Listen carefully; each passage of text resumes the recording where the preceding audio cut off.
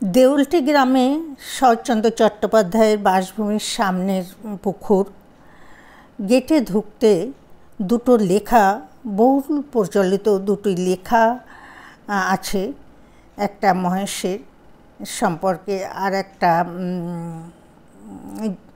সংসারে যারা শুধু দিল পেল না কিছুই, এরকম দুটো লেখা আছে। এই লেখা পেরিয়ে, লেখা দেখে গেট থেকে যখন ভিতরে ঢুকছি, এটা আমরা যেখানে দাঁড়িয়েছিলাম তার থেকে এটা পিছনের দিকের গেট। এটা হচ্ছে পাঁচিলটা বাইরের থেকে বাড়ির ভিতরটা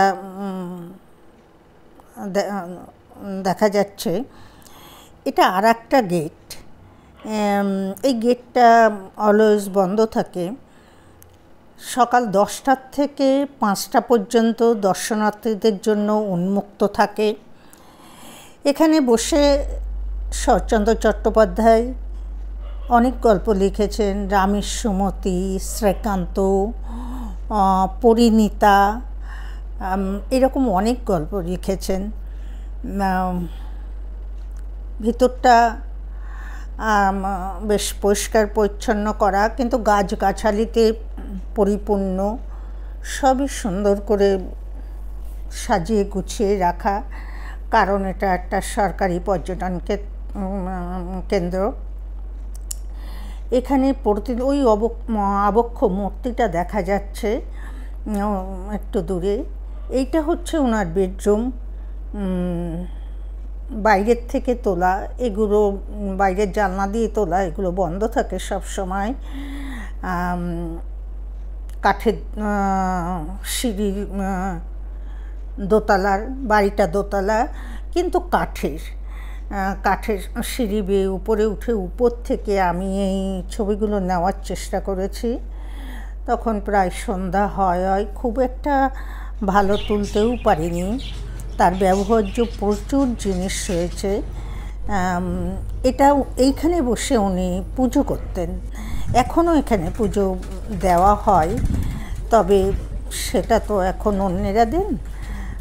আর এটা হচ্ছে আর একটা রাস্তা দিয়ে ঢোকা, আর একটা গেট দিয়ে তার বাড়িতে ঢোকা।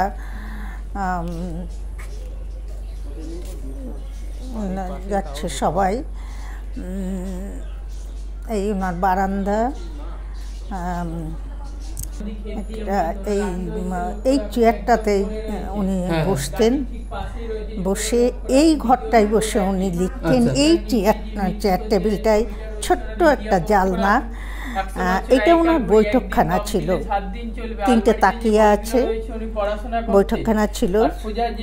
আর এই যে একটা চেয়ার, এই ঘরে যখন, এই বৈঠকখানাতে যখন অন্য লোকজন আসতেন উনি ওই চেয়ারটাতে বসতেন। সামান্য কিছু ব্যবহার্য জিনিসপত্র আছে,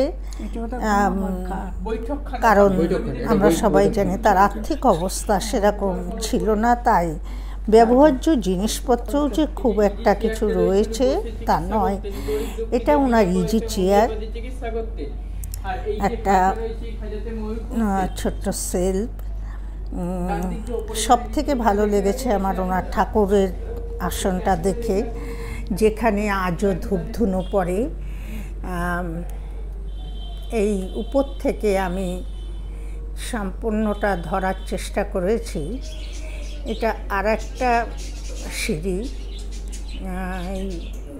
এটা হচ্ছে ওনার বারান্দা, মানে দোতলার বারান্দা। এই যে এগুলো সবই, রেলিংগুলো কিন্তু সবই কাঠের। দেখতে পাচ্ছেন ঘরে আলমারি একটা।